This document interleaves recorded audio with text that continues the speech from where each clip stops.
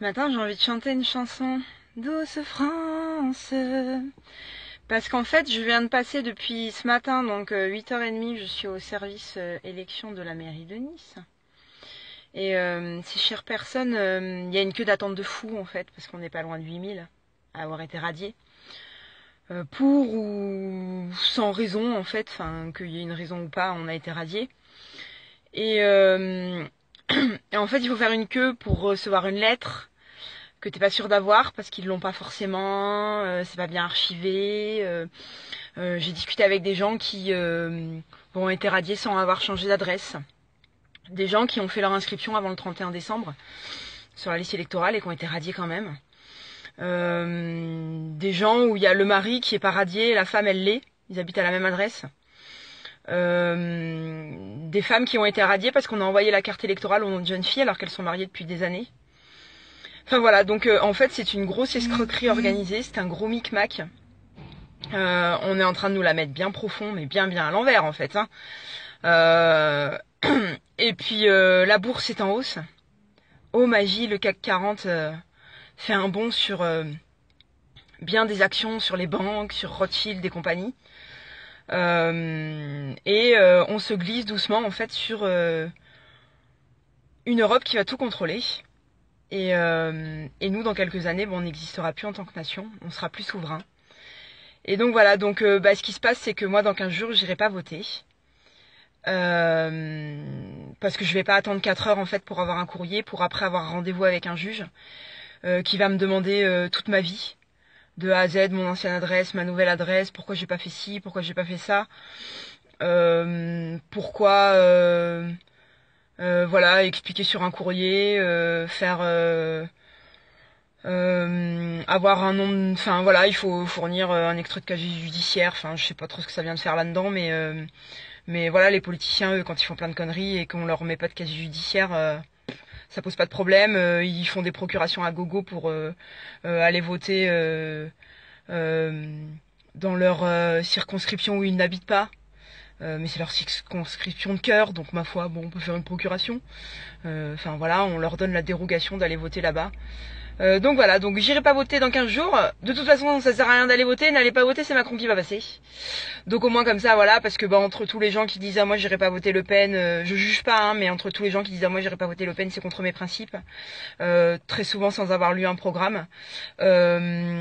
Entre tous les partis politiques de gauche, de droite qui appellent à voter pour Macron, alors qu'il y a quelques mois ils le détestaient, alors qu'il y a quelques mois c'était leur pire ennemi. Après ils se sont bouffé la gueule presque sur le plateau en direct live quand il y a eu le débat à 11 et de toute façon voilà, les banques ont investi pour Macron et elles ont gagné parce qu'en fait ça leur va bien ce matin, tout va bien, tout va très bien dans le meilleur des mondes. Et donc voilà, donc j'irai pas voter dans 15 jours. Pour la fin de ma vie que je vais pas voter au présidentiel ni au premier tour ni au deuxième tour. Je vais garder précisément ma petite carte électorale. Je pense que je vais l'encadrer. Et puis voilà. Mais il faudra m'expliquer par contre comment Macron a pu passer alors que tout le monde s'offusque qu'il soit passé. Personne n'a voté pour lui, comme Hollande en fait.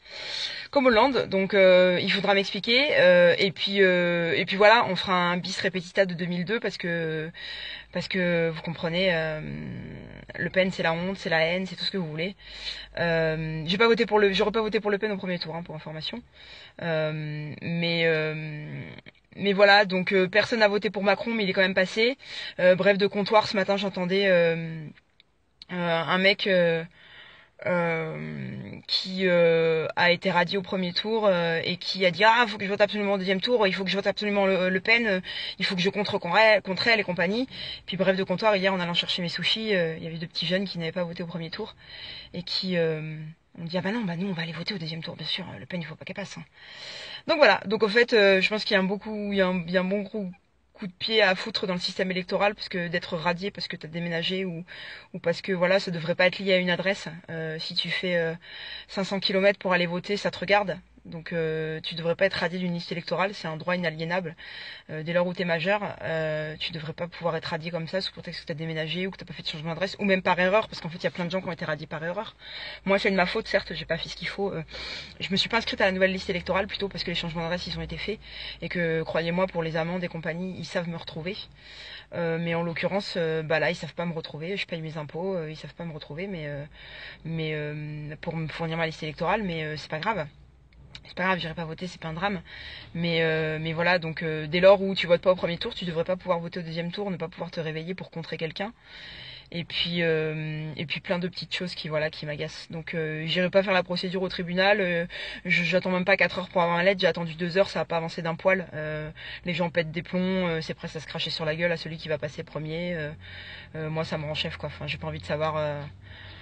Depuis quand je suis radiée, pourquoi j'ai été radiée, quand est-ce que la lettre a été envoyée, enfin voilà, ça me prend la tête, ça sert à rien et c'est complètement débile. Donc voilà, écoutez, bon vote dans 15 jours, un peu de vaseline, un peu de gravier, parce que je pense qu'il va en falloir on va en avoir besoin, faites un stock pour les 5 prochaines années à venir.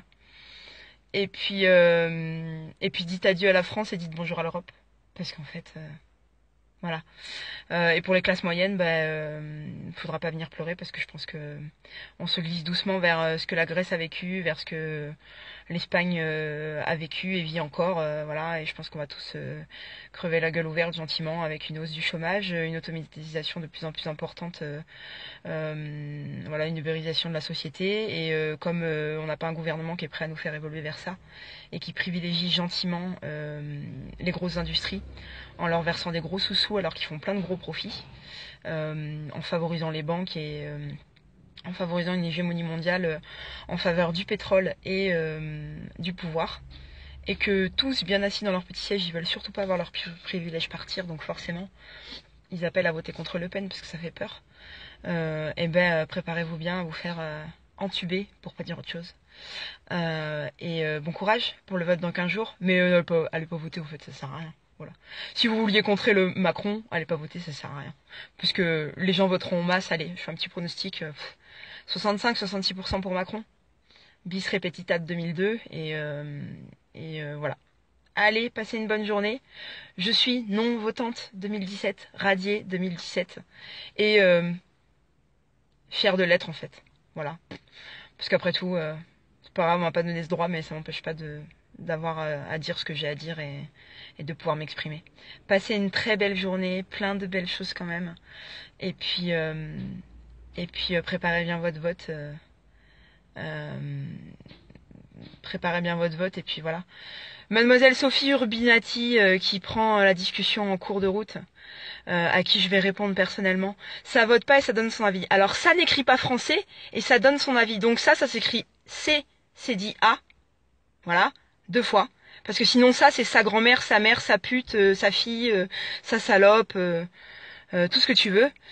Et ensuite, ça vote pas parce qu'on m'a enlevé le droit de vote. On m'a radié de la liste. Voilà, électorale. Donc ça vote pas avec un CCD parce qu'on m'a pas donné le droit de voter et qu'on est des milliers comme ça en France. On est 15 000 à Strasbourg, on est quasiment 10 000 à Nice, on est 5 000 au Havre, on est des milliers comme ça en France. Et si tu veux même voir un peu plus loin que le bout de ton nez, il y a même un président de bureau de vote qui est parti avec 500 petites enveloppes. 500 petites enveloppes dans sa poche. Il est rentré chez lui dans sa petite sacoche avec ses 500 petites enveloppes avant le dépouillement, en disant qu'il connaissait pas la procédure. Et puis la police est allée le chercher, puis elle l'a cru quand il a donné ça comme réponse. Alors continue bien de te faire entuber, bien comme il faut, bien profond.